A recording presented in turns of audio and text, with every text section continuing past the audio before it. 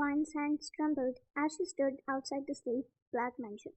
It was the one place she swore she would never go to, never give him the satisfaction of seeing her again, unless she went to kill the person in there. But desperation was a ruthless thing, and right now she was drowning in it. She received so many threats the day before, but it was just another day for her. She ignored them, but then came the phone call. It was her brother's voice, filled with terror before it was cut off. She was so scared at that moment. She almost had a panic attack. He was the only person left she had and loved. She lived only for him, trained only for him, learned everything needed to survive, even if it meant killing others. She could never lose him. She could go mad. The message that followed was clear. Hand over valuable intel about Jungkook's operations, or her brother wouldn't survive the night. She thought about it the whole night, tried everything she could, and when she was hit with reality, she realized this time she could do nothing.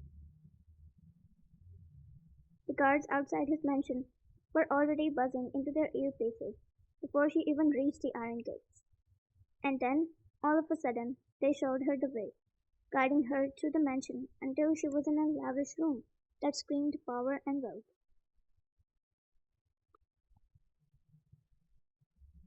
He was there, sprawled casually on a leather armchair, dark eyes filled with surprise. But he didn't say anything. Instead, waited for her to speak. Vine swallowed hard, forcing herself to keep her gaze steady. Vine, I need your help. Jungkook smirked. You meet me after almost a decade, and the first thing you have to say is, help? From me? He was utterly shocked after looking at her, as he never saw her this weak, this desperate, this scared. No matter what he did to scare her, she would always have a comeback. He stood up, his expressions hardened. Although he knew she was desperate, he never made her feel like he pitied her. Jungkook, what happened? Someone finally managed to scare you? She hated the mockery in his voice. But that's how they have always been. Fine. Just shut up and listen. Her voice cracked, and she cursed herself for showing any sign of weakness. Jungkook, bold of you, considering you're the one begging for help. She glared at him and said, I'm not begging. I'm offering a deal. His eyes glinted. He knew she wasn't the type to beg for help. Jungkook, I'm listening. She started right there, without sitting or anything. Why? They they took my brother. You know the Black Vipers, right? And in return, they want me to gather information on you. Fine. Anything important. Your safe house locations, your shipment routes, everything. And if I don't, her voice broke before she forced herself to continue. They will kill him.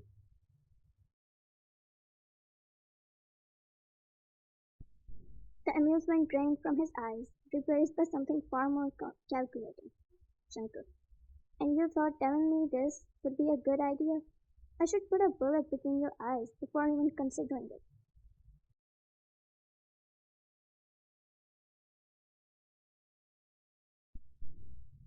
Fine. I'm not doing it. She nearly shouted, her voice trembling with panic. That's why I'm here, because you're the only one powerful enough to get him back.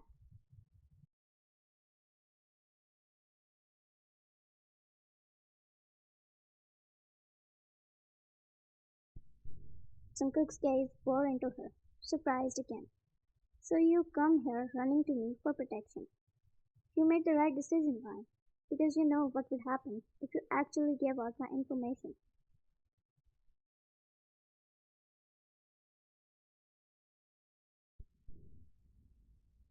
Ryan scoffed, even in panic. She did, and looked at him, amazingly. Fine. You think I couldn't do that? You want me to try? He looked at her for a few seconds. He knew how dangerous she could be with the expression she was looking at him with. Jungkook. So, what's the other part of the deal? What exactly do I get out of this little arrangement? Fine, whatever you want. Money, stocks, any errands for you. Name it, and it's yours.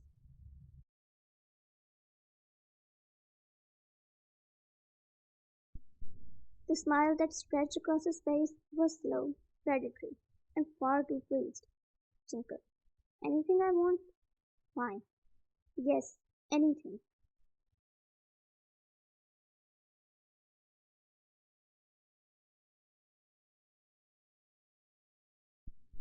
Junker, careful, sweetheart. You're giving me too much power. Fine. Just name your price. Junker, you.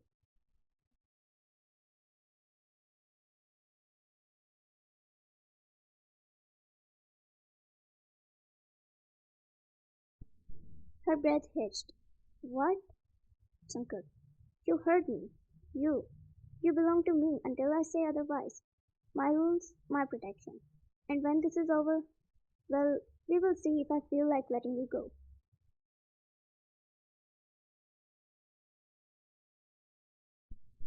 Vine's pulse raised, fury and desperation tangling together.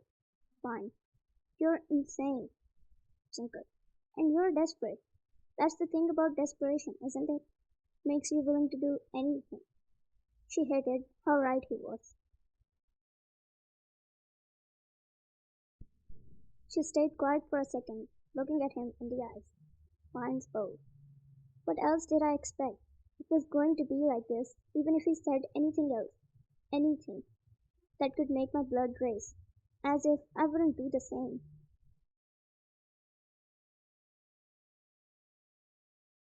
She smiled forcefully, and the room felt cold. Fine, fine, you have a deal. The satisfaction in his eyes was almost enough to make her want to rip his throat out. Almost.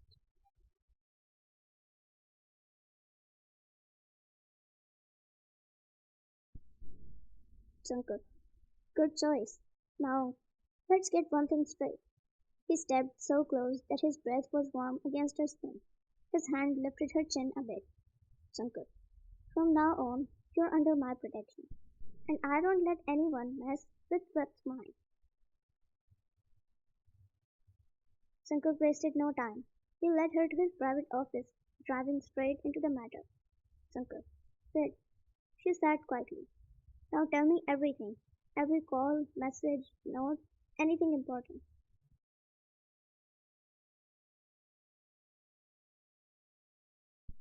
Vine took a deep breath and laid it all out. The creepy messages, the break-in. Why does she suspect the black vipers? And the call from her brother that cut off so suddenly. She made him hear the recording of the call that she did because she knew they wouldn't be able to trace the call. She watched his expression darken with each word. Junker, this is bigger than I thought. Fine, I know. That's why I came to you. They want information on me, huh? So they use you. Clever, but stupid.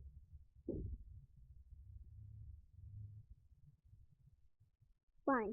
What do you mean, Shankar? Because they didn't know you would be teaming up with me. And now they have given me a reason to hunt them down. There was a chill to his voice that sent a shiver down her spine.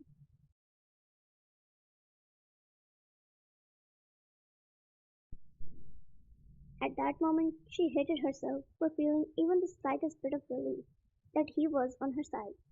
Shankar, give me the phone they called you on. Fine fumbled in her bag and handed it over.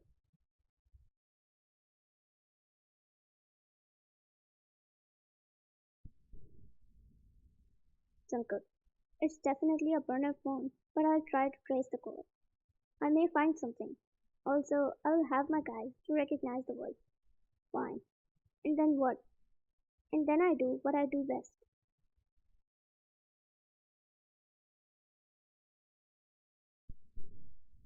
Fine swallowed.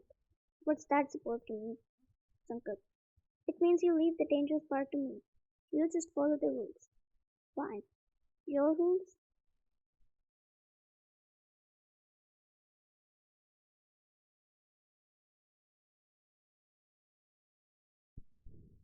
Shankar. You agreed to my terms, didn't you? You're mine now, which means you do as I say. Understood?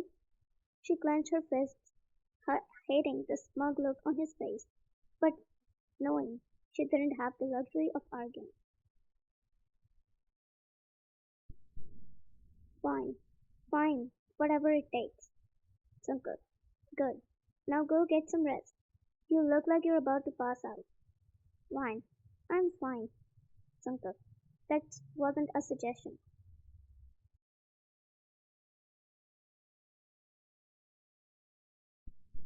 She glared at him, but he gave her a lazy smile and gestured toward the door. Jungkook, second door on the left. Go, unless you want me to carry you. Her eyes narrowed, but she stood up and walked out of the room.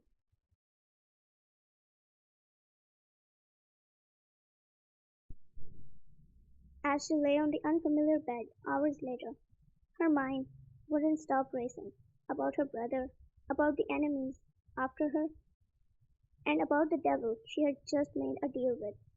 And most terrifying of all, the way her heart kept racing whenever Jungkook looked at her. The next morning, Vine woke up to the sound of knocking. She rubbed her eyes, forgetting for a moment where she was, until she looked at her surroundings. A guard stood at the door and said to her, Boss wants you downstairs now.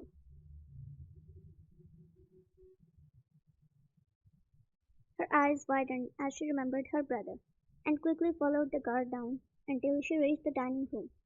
Jungkook sat at the head of the table, a steaming mug of coffee in his hand. He looked at her and then stared. Even when she was messy, she made his breath hitch, like always. Fine. What happened? Did you find anything? Her voice made him come back to reality. He cleared his throat and said, I did. Sit and eat. You will need your strength. Fine. I'm fine. Just tell me.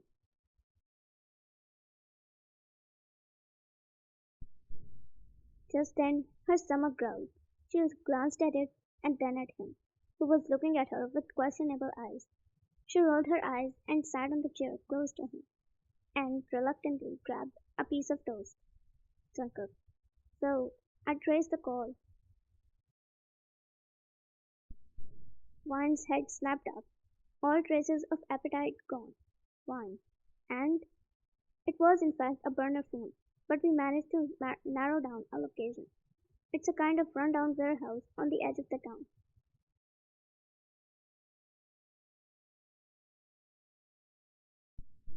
Fine, we have to go. Now. She pushed her plate away and started to stand. Jungkook, sit down. She paused, his voice suddenly sharp and commanding. Jungkook, rushing in without a plan is exactly how you get yourself killed. Fine. What's there to wait anymore? We found the location. Let's go.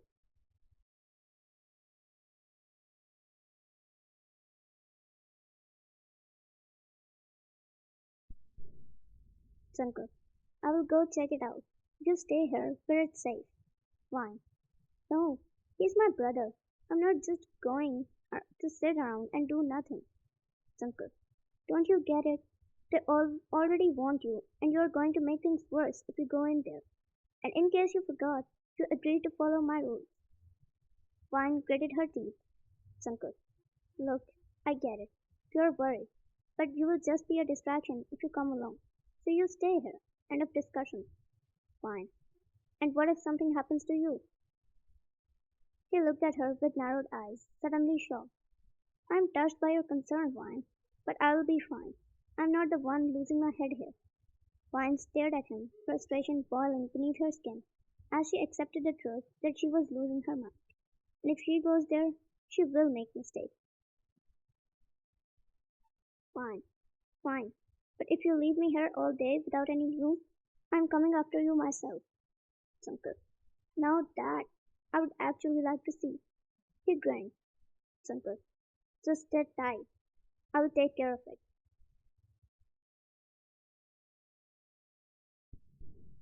Although she always hated it, but this time she liked the confidence in his voice right now. He was her only hope. As he walked past her, He reached out and ruffled her hair like she was some little annoying kid. Jungkook, be good, sweetheart. I will be back soon. She scowled, swatting his hand away, but couldn't shake the weird warmth that spread through her chest at his touch.